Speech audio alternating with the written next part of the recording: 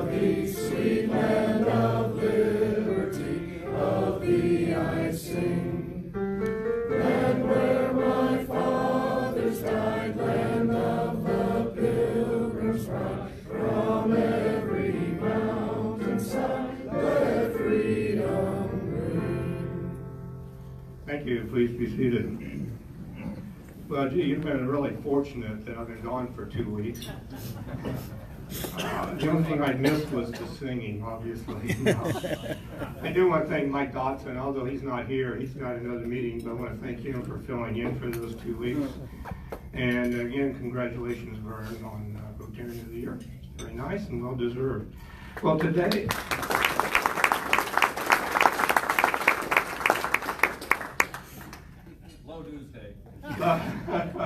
Well, I didn't have any other announcements, so I had to find something. No. Well, today is National Hummus Day. So get your cheese and crackers and bread and have a good time. It's also Love a Tree Day. So as Rotarians, we planted, 1 tree per Rotarian, so we each have 1 to hug. And as Rotarians, a little more serious, at least our table, I guess they're all that color, purple. Napkins. Today is Wear Purple for Peace Day. So as Rotarians, peace is a major activity and it's a day to remember. Look back in history. In 1966 is when the Chinese Cultural Revolution began. Lasted 10 years. And as many of you know, the objective of that was to remove capitalism by removing capitalist traditions and cultural elements from the Chinese society. Several May dates for us to remember. Our annual golf tournament is this Monday, Covert Hills. Starting 12 o'clock registration, right, Vern? And I can't read my writing. Oh, there's going to be a golf committee meeting after this meeting is over. Sorry, I couldn't read my writing.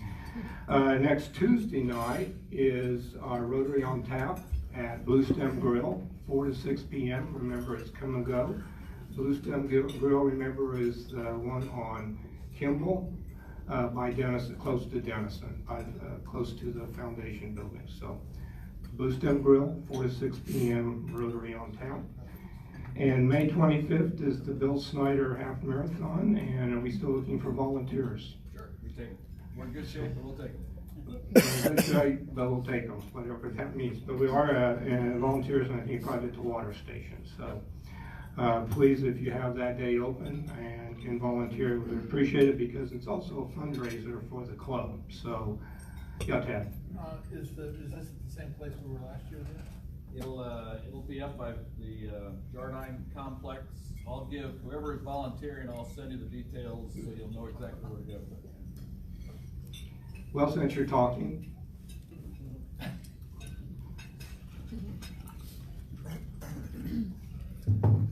Just so you all heard that conversation, I'll be sending everybody that volunteered the details where to go, but last year the water stop was up by the Jardine complex, so it'll be up there somewhere close.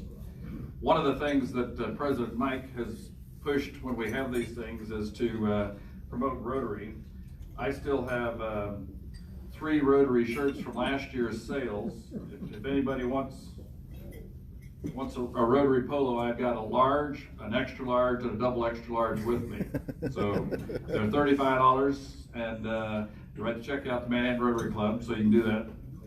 We have about 20 volunteering so far, so we're in good shape for the water station. But if more want to come, we'll take the funds. The reason I'm up here is 2 weeks ago when he was gone, Mike asked me to report on the district conference, and I kind of stumbled around in my words a little bit because one of the things to report is I'm pleased that I happened to be there and receive an award for the Club of the Year award for large clubs. So if you'll let me read this plaque, it's the Club of the Year award, large clubs, presented to John Armour, President of Manhattan Rotary Club, in recognition for outstanding dedication and service to Rotary District 5710, Blanche Parks, District Governor 2018-2019. So John, congratulations.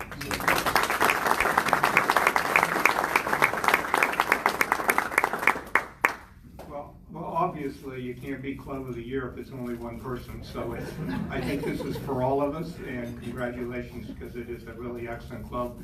And as I've said many times, we should be proud of who we are, what we do, and what we stand for. So very nice, and thank you. I appreciate that. There was also a board meeting last week, which I also missed. So hopefully the board will correct me if I got some of this wrong. But I always like to give you a quick summary of some of the key things that were discussed. It's my understanding that so far we probably are now a little over this, maybe closer to 110 members that have renewed their dues, but that's out of 198. So Andy will be here with his swipe, so you can swipe his card, your card, and pay your dues after the meeting. And for those who don't, you'll be getting your second notice shortly. So please do consider doing that. It makes a real difference for us and our ability to plan for the next year. The Concert Club is going to sponsor an 11th grade student from Brazil, and that takes about $1,500. The district will provide $1,000, so that's $500 that still has to be covered. And I think we agreed as a board to put $250 in, and the Concert Club would do $250, so that we are part of the team that is sponsoring the 11th grade student from Brazil. And then I don't see Mike Mayo, but I don't think he reported this last time, but we have achieved the goal of $100 per member contribution to the Rotary Foundation. What we haven't achieved is 100% of our membership contributing. So let's continue to do that. But congratulations and thank you very much. And thanks to those who contributed significantly more than 100, so that we averaged well. And I appreciate it, because now I don't have to write a check. So I'm more pleased than you probably are. And I think I announced this before, but we also approved $500 to help sponsor Just Try It in August. But that's going to be matched with the Concert Club again, they're $500. So the Rotary Clubs in Manhattan will be $1,000 sponsor, and I think maybe water bottles again this year for the Just Try It, and we'll get more about that as that comes a little bit closer. This week at the Concert Club, their speaker is going to be Jason Smith, the new CEO of the Manhattan Area Chamber of Commerce. He will be introduced as a new member to this club when he and I get together and match our schedules. But I know that he will speak here later in the year. And that's all the announcements I have. Are there other things that need to be announced or clarified? Okay, seeing none. Cup money is for RILA and Rotaract, so please give generously. And I didn't see who the second one. I know Alan LaPolice was a greeter. Did we have any visiting Rotarians or Rotaractors? No, none. Okay. Do we have any guests of Rotarians? We'll start over in the west. Brad? Yeah, President John, we have with us today Mike Soliday. He's a Customer Solutions Manager from Westar Energy here in Manhattan. Welcome, Mike. Come back and visit us anytime. Jay? President John, I have with me Emily Steck. She's a financial advisor with Edward Jones here in Manhattan. Welcome, everyone. You're also welcome next time. Glad you could join us today in the East. Okay, well, welcome to both of you. At this time, I'll ask Brad to come forward from Kessel to introduce our program.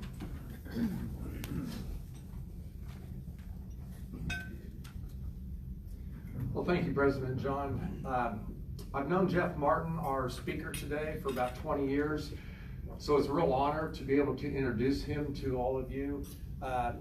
You tend to, when you know somebody for so long, be a little less formal on the introduction, but I don't think I would be able to give him enough credit in the way he should be introduced, so I'm going to stick to the script. Besides that, he's like my boss's boss's boss's boss's boss's boss. So Jeff is Vice President of Customer and Community Operations for Westar Energy.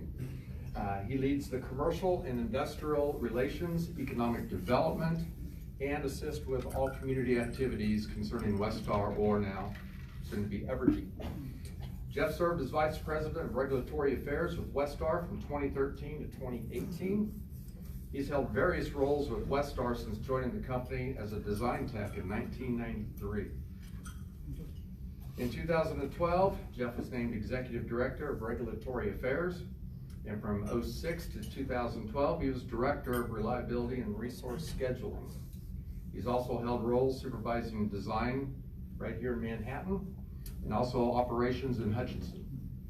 Jeff received his Bachelor of Science in Electronics Engineering Technology from Pittsburgh State, and Master of Business in Operations Management right here from K-State. He's on the board of directors for Kansas Big Brothers Big Sisters, the Topeka Chamber of Commerce, and the Stormont Vale Foundation. Jeff also serves on the Management Advisory Committee for the K-State College of Business. So, welcome, Jeff Martin.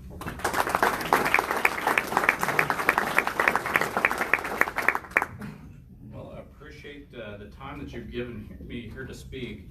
I'm going to give you kind of an overview of the new company, Evergy, but I certainly want to leave plenty of time for your questions and answers. So, or I guess your questions, I'll try to answer.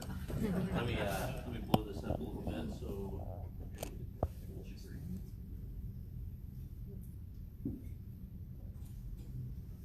All right. So a few just statistics about Evergy, the new combination of Westar Energy and Kansas City Power and Light. As you can see there, we are now a Fortune 500 company, 15.5 billion in market capitalization, about 1.6 million customers across really the eastern third of Kansas and the western third of Missouri. What's important about that is the combination of Westar and Kansas City Power and Light, 1 million plus of that 1.6 is right here in Kansas. So a couple other things, our generation, we've got over 13 gigawatts of generation power and a little over 3 gigawatts of renewable power, wind power. And I understand that you had a speaker here maybe a little while back that was talking about wind energy, and I'm going to speak about that quite a bit too, because we are a taker of that power. About 10,000 miles of transmission and 52,000 miles of distribution lines.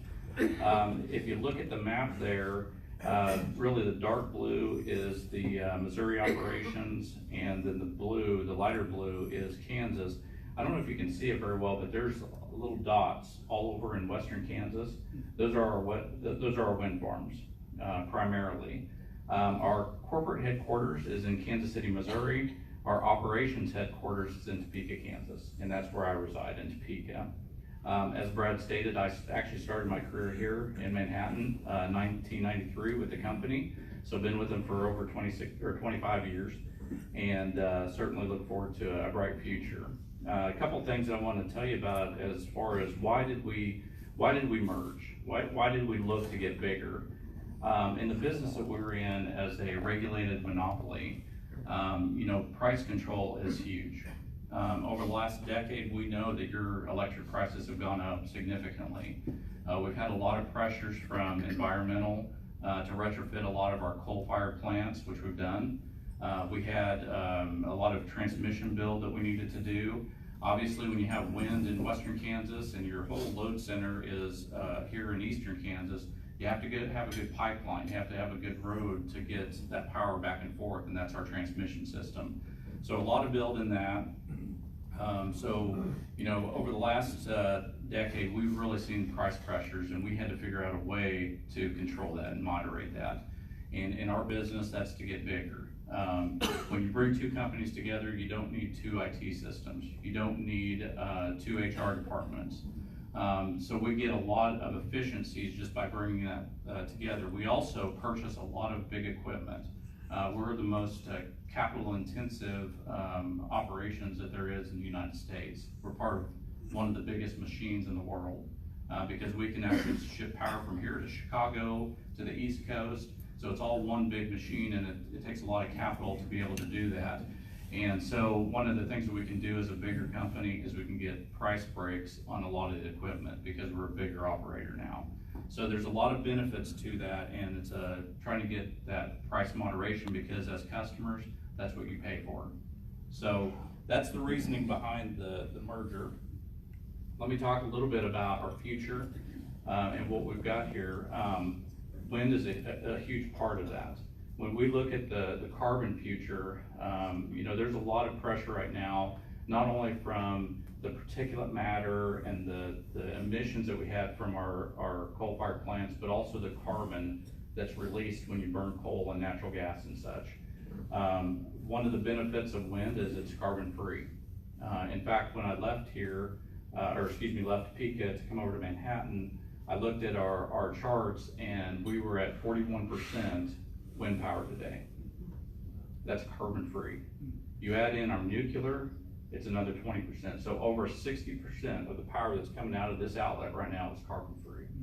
And not many states, not many companies can say that across the United States, and we're blessed. We're blessed with a lot of wind power right here in Kansas. As you look at our generation capacity, you can see that, you know, just even since 2010, we've put a lot of renewable power on the grid. We've also reduced coal, and then you can see our nuclear operations as a part of that too. We also have other renewable in the form of biomass, biogas from some of our waste management properties. They actually, just from the process of the breakdown of the trash in those waste management properties, it creates methane. They take that methane, put it through and burn it as a generation source, and then we're the off-taker of that power. So we do have some biogas too.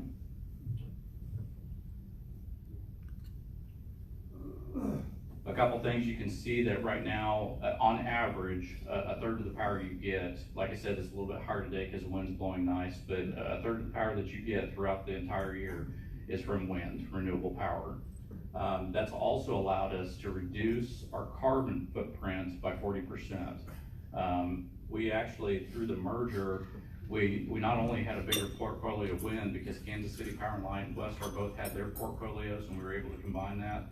But because of that, we have to have a certain percentage of our power on standby. Well, because we're a bigger company, we had some plants that were getting to end of life that we were able to close. And what we closed was coal-fired and natural gas-fired. So not only have we added wind, but we've reduced the coal and natural gas-fired plants that we had. Like I said, they were end of life. It's like, you know, putting a brand new set of tires on a 1942 Chevy. You know, it takes a lot of maintenance, which again is costs that you would have to pay for. It made sense at that time to go ahead and shut those plants down. I will let you know that the employees that were associated with those plants did not lose their jobs. They had to move to a different location, and I'll get into the merger commitments and what we committed to in a little bit, but one of them is no involuntary layoffs of employees. So we're doing this not on the backs of employees, but to help customers and also our shareholders for a better future.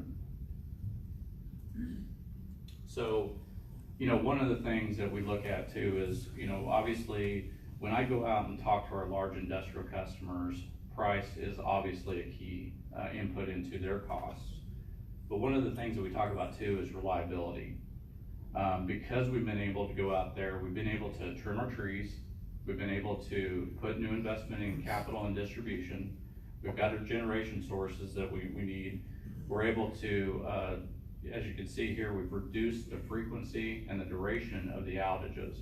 And if you look at this region, Kansas City Power and Light is number one, Westar Energy is number two as far as being the most reliable in the region. So, you know, you have to think about it too, is what do I pay for and what do I get? You get really, really good reliability. Now, is it perfect? No. Will it ever be perfect? I go back to say 52,000 miles of distribution line, something's gonna happen out there. Tornado's gonna come through, we're gonna have equipment failures, we're gonna have things like that. But as far as what we've been able to do around reliability is to deliver a great product to our customers. And then let me get into the last slide, and then I'll open up for questions.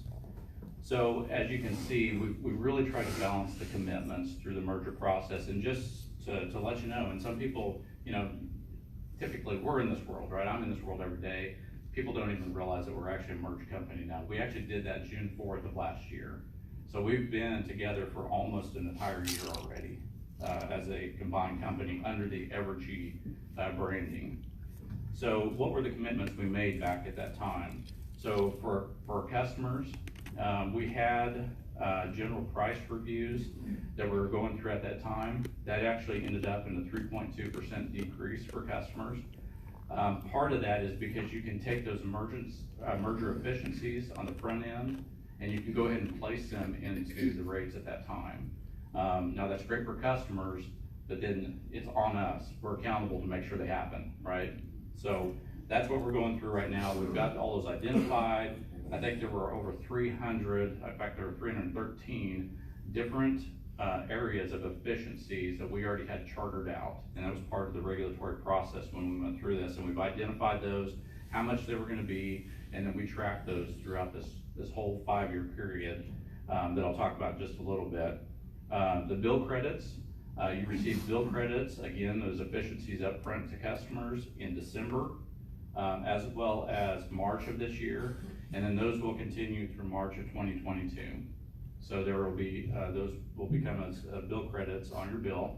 I don't know how many people look at their bill anymore.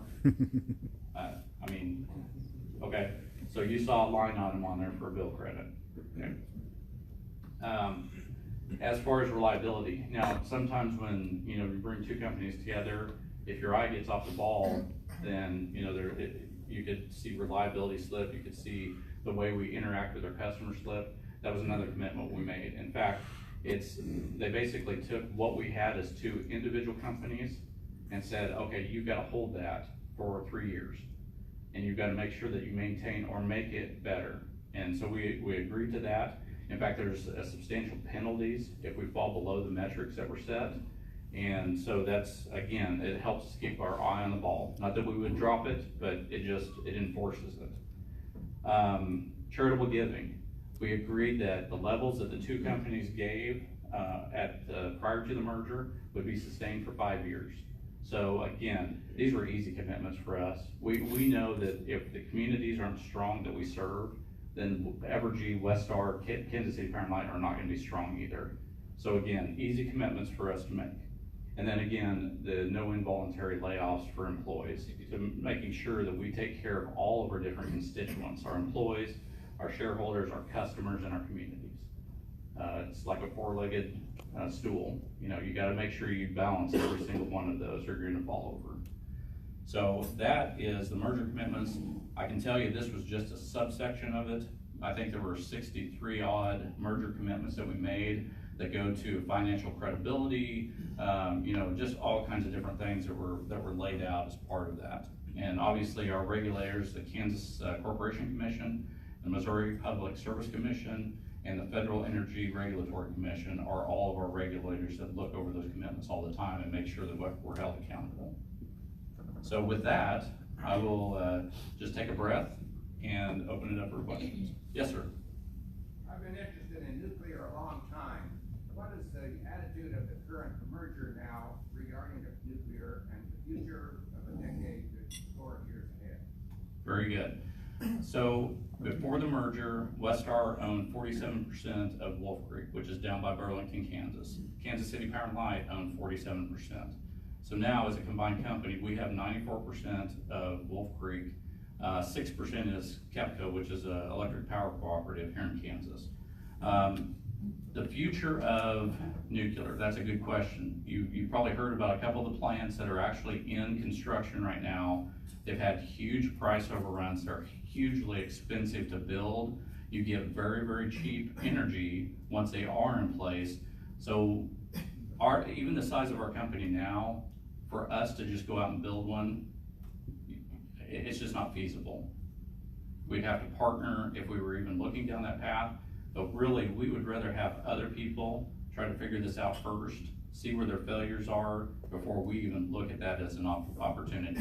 I will say that Wolf Creek Went into operation in 1985. It's one of the youngest nuclear plants in the nation, except for the ones that they're building. It's got a 60-year life, so that puts us through 2045. There are other facilities that have extended that to an 80-year life, but we'll just have to see how that continues to operate. It's very well run, and again, it's carbon-free power, and so we'd like to keep it just as long as we can. Wow. Yeah, right here. You mentioned wind.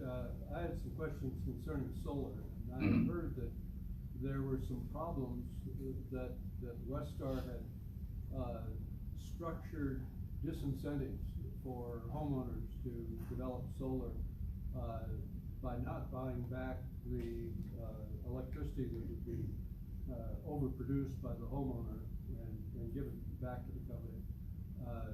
By paying lower rates for that than is done elsewhere, and also by charging homeowners a fee. Are those misimpressions? So let me answer that. Because I was over regulatory, I got a very good view of that. And in fact, I testified. What was occurring was, first of all, there was legislation that required us to pay for any excess energy at retail cost. So when you think about solar, there's nothing inherently bad about solar. In fact, we've got a solar plant down in South Hutchinson. What was happening though is, as people were putting that on, not only were they getting a retail price for a wholesale commodity, which is the energy, it'd be like taking power off of a power plant or anything else, but also they were able to offset everything, including what it costs for us to keep up the infrastructure. So what was happening was, in terms, we all have to pay our fair share of the grid and to maintain and operate it. When we looked at that, what we tried to do is restructure this inadequate rate design to be able to make sure that they were contributing to the cost of the grid to operate it. Again, when we put our solar in down in South Hutchinson, we made sure that anybody that participated in that paid for the full cost of it. There was no subsidization, there was nothing like that was occurring. That was happening with what we call private solar, which is on a home. And so we had to relook at the whole thing.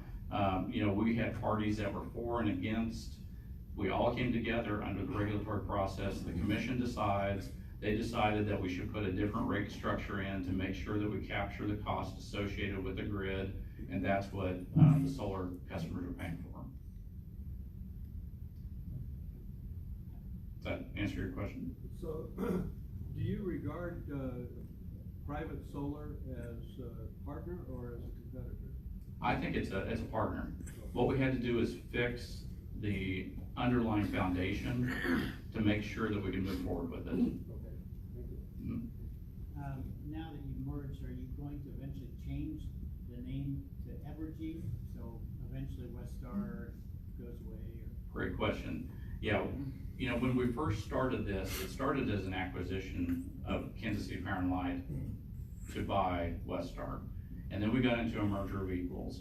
As we were looking at naming conventions, to have a Kansas City Power and Light truck pull up in your driveway in Manhattan, Kansas or Wichita didn't feel good. And so what we did is we decided, let's go ahead and start with the Evergy name as the holding company. So it's holding, all these other utilities underneath it. Then in time, we're going to rebrand to the full Evergy name across both Kansas and Missouri. So when you see an Evergy truck, you don't know if it's from Kansas City, you don't know if it's from Wichita, it is an Evergy truck. And we wanted to make that to where our employees view us as Evergy. One of the things, I came in right after the Kansas Power and Light, Kansas Gas and Electric merger, and there is just a lot of history. And people never really, for a long time, felt like we were one company. We don't want to have that happen again. So to answer your question, October of this year is the target time frame for rebranding it as Evergy. In August, you will start to see communications at your home, for your businesses and everything else. We've got other examples in Missouri where there was a new company that came in, they changed their name and didn't tell anybody. And everybody was looking at their bill and going, I don't have service from these people. So, not a good situation. So we want to make sure that everybody understands that we are moving to the Evergy name for our entire operating company, both in Kansas and Missouri. It's taken a little time. As you can imagine, we've got a lot of signs out there on substations, trucks, all over the place. And so October is the time frame that we're looking at of this year. Yes, sir. What do you do with a coal-fired plant when it's at its end of life? It is taken down. So Tecumseh, right outside of Topeka, we're going to dismantle that, and it'll go back to what we call brownfield. It's not actually greenfield, but it is taken down. We will continue to have the land there because if we ever have to build generation, say maybe a combined cycle natural gas plant or something like that, you already have the transmission lines, you already have the substation, the infrastructure is there. The water rights, gas pipelines, everything is there. So what we'll do is we'll take it down, dismantle it completely.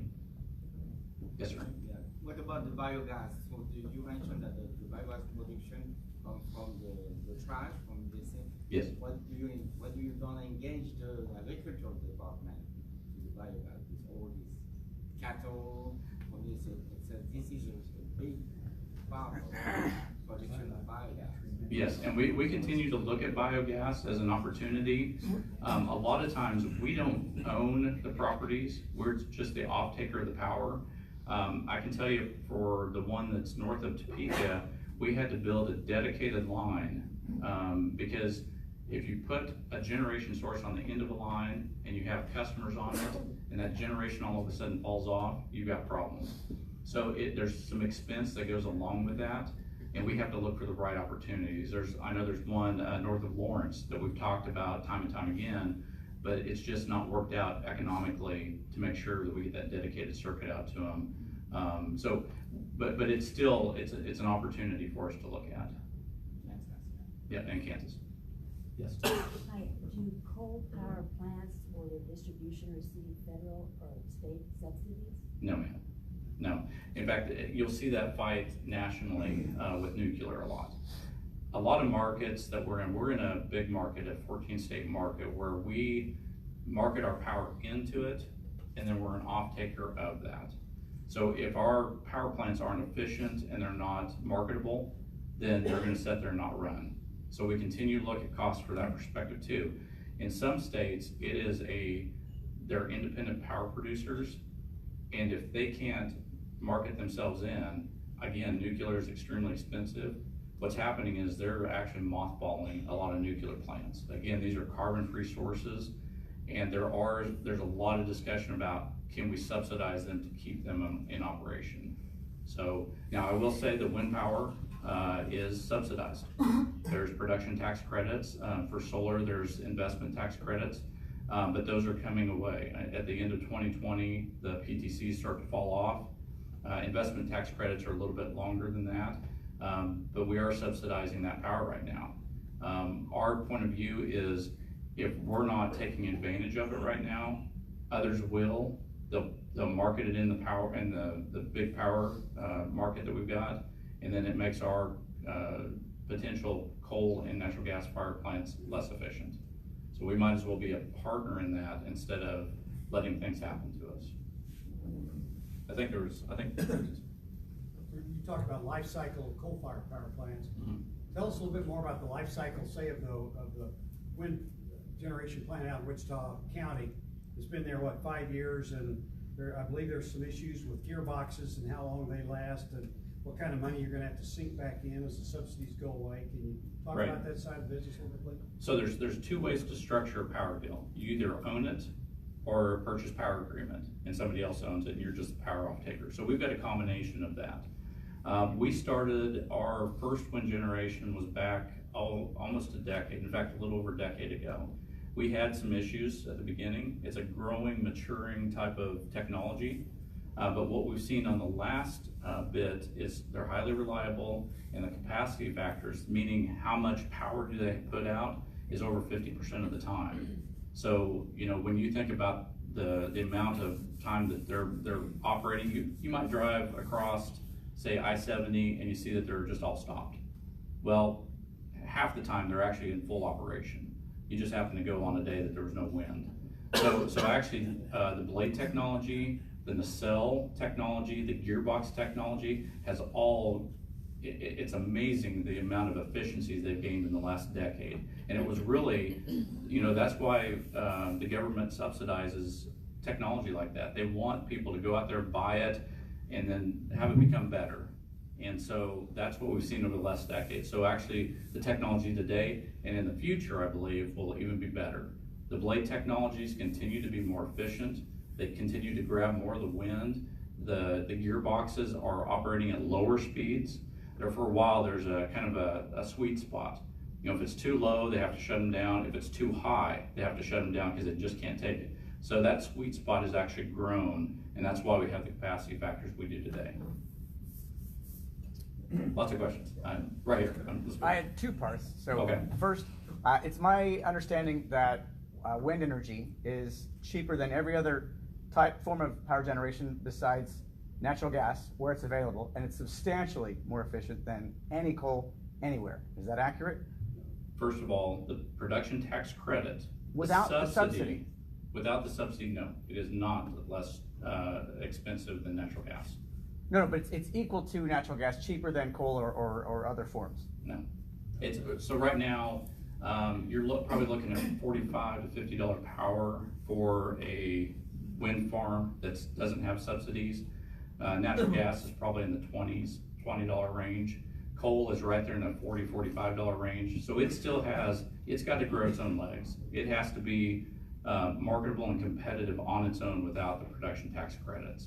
Okay. What they've done though is that used to be a whole lot higher than that, and they've been able to bring it down. So it's getting there. It is competitive right now, and it's becoming more and more competitive, the better technology and everything else that goes along with it. But without the production tax credit, it's not as good of a deal as what we're seeing today with the production tax credit. Okay, and the second part, would you mind? Yeah. I'm sure you're aware of PG&E's liability exposure. Yes. As Westar and Evergy expands, what are your plans to cover those exposures, the liability of something like the Camp Fire? Yes. So going back to our reliability program, you know, we identified that as a potential, not only a reduction of reliability and causing issues, but also liabilities. So we have gone out there and aggressively, I know it's Hug a Tree Day, I'm sorry, but we have to trim them. So, but be careful when you do it. Yes, and how we do it. So that certainly takes down some of the liability. The construction standards that we have today are a lot better than they were in the past, meaning they can take high winds, they can, you know, stay in the air. What you saw at PG&E was a failure of some equipment that caused the line to fall and start the fires that killed 85 people and billions of dollars in damage. We've got a risk profile from an insurance perspective that we look at all the time. How can we cover things like that? Not only from a failure of equipment, but also cybersecurity, just natural liabilities of having a Fortune 500 company. We look at those all the time. So I don't know if that answers your question, but we do have risk profiles that we make sure that we are covered if a liability like that occurs. And obviously we don't want something like that to happen. Yes, sir, I'll start here and go boom, boom. You mentioned trees. Do the people who cut those trees your employees, or do you subcontract them? We subcontract that. In years past, we really had a budget that was not set to where you could actually keep the same amount of employees on. So it made sense to go with the contractor. As we got into it, now that we do have a full budget to be able to go out there under the reliability program, we found that they are a lot more efficient. Some of our, I would say, union contracts would cause us to have to put somebody out there at a higher pay scale than what they can work under as a contractor. So I think it's a lot more efficient, and that's all they focus on. They focus on trimming trees. They're not out there worried about pulling off and taking care of an outage and then going back and start to trim trees again. Are they qualified? They are very qualified, yes. I disagree with that.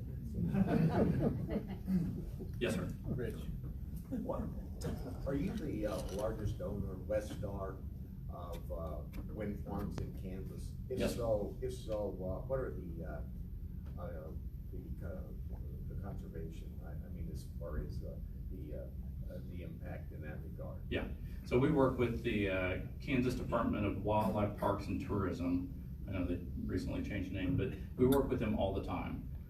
We make sure that, you know, where we're placing these farms are not in, there's a whole commission. I mean, they have to go through county commissioners, they have to go through environmental permitting, waterway permitting. I mean, just everything to get to a point where they can put those in and we can take power from them. So we work with our environmental agencies all the time on things like that, as well as the power plant productions. And I mean, we're tightly involved with them. In fact, Brad Lovelace, who was over our environmental department, is now over the Kansas Department of Wildlife and Parks.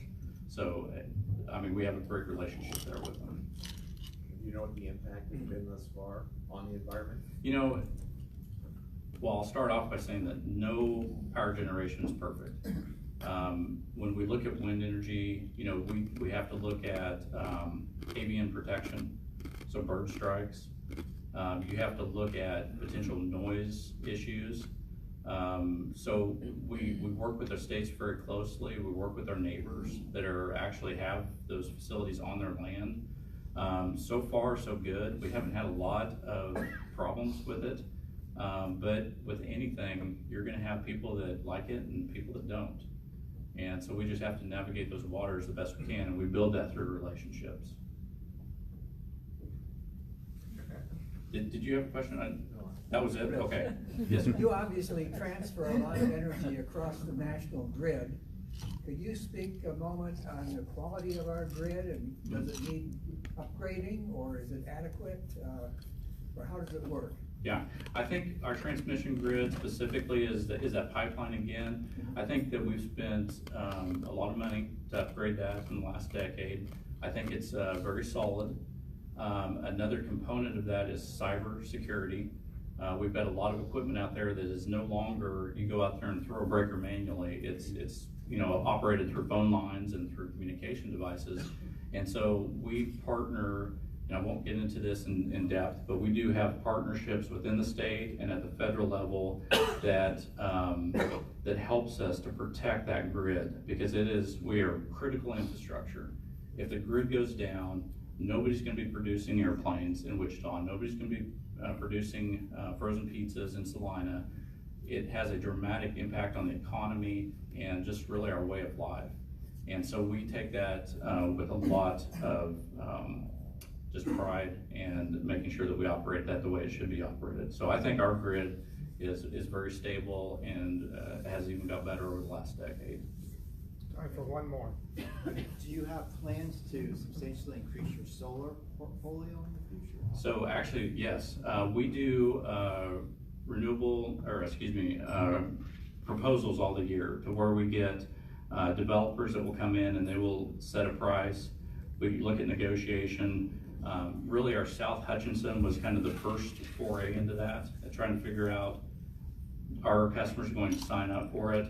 We actually had a hard time. We didn't quite get 100% subscription on that. So as the wind production tax credit goes away, that investment tax credit will be out there for a little bit longer for solar, which could be, back to your point, make solar actually more marketable and more competitive with that subsidy in time. So I think you just have to look at the cost associated with generation, what it's going to take. It takes a lot more land than, say, a wind farm, but if you can find the right land and the right transmission grid there to take the power off, it's all good. So I think solar in the future will be a part of our portfolio. Yep. Yeah.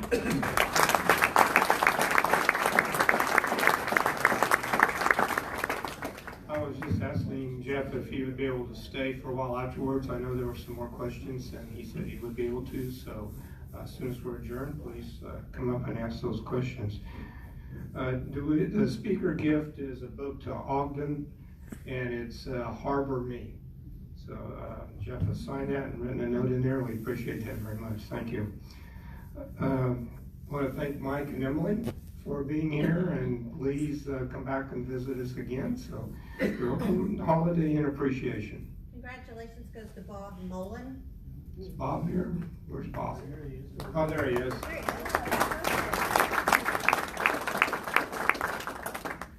Well, our departing thought comes from Ogden Nash. I thought it was quite appropriate for this club, although I would have changed one word. It's, quote, middle age is when you have met so many people that every new person you meet reminds you of someone else. So with that, go out, be the inspiration. We are adjourned.